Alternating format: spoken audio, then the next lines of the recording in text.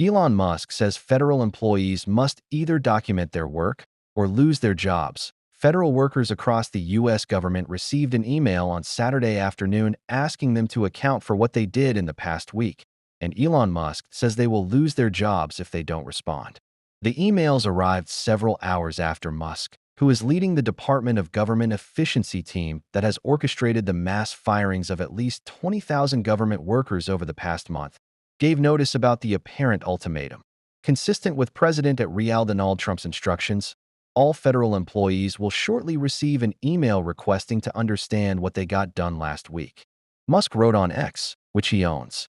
The post ends, "Failure to respond will be taken as a resignation." The emails, which NPR has confirmed, were sent by the Office of Personnel Management, OPM. They ask workers to reply and provide approximately 5 bullets of what you accomplished last week and CC your manager, and give a deadline of Monday, 11:59 p.m. Eastern Time. They ask that no classified information be shared.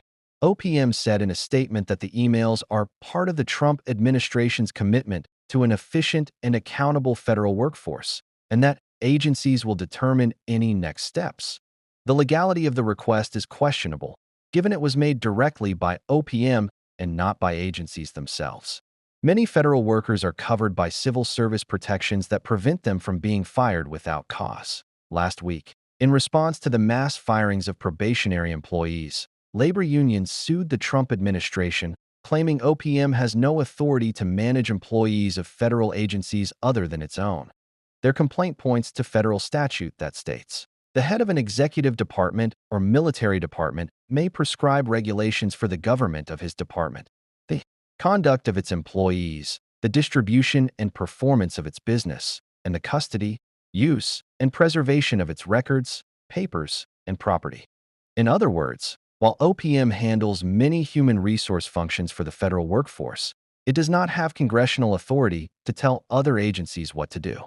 Each agency has its own authorizing statutes that govern its administration, the union's attorneys wrote. Suzanne Summerlin, a labor attorney and expert in federal labor relations, said that a termination for refusing to respond to the email would likely not be legal.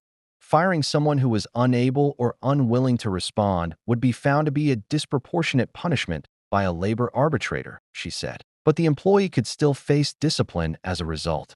A letter of reprimand or a suspension would likely be found by an arbitrator to be proportionate, Summerlin said.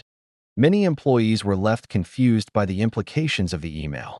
In an email to employees at the Cybersecurity and Infrastructure Security Agency, CISA, agency officials said the email from OPM is a valid request. But some agencies told employees to ignore the missive. New FBI Director Kash Patel sent a message to the FBI workforce that the agency will review its own processes and employees should hold off on responding to the email from OPM. The FBI email was confirmed by an individual at the Bureau who isn't authorized to speak publicly.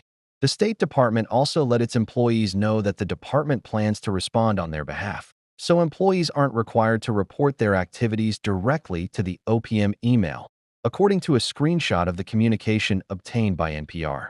At another agency, in a division within the Defense Department, a supervisor told staff to wait to reply until they receive internal guidance on how to respond, according to an email shared with NPR. In the interim, please do not reply given the many sensitive activities of the department, the email read. In a statement responding to the email notices, the head of the American Federation of Government Employees, AFG, which represents more than 800,000 civil servants, said it would challenge any unlawful firings of federal workers.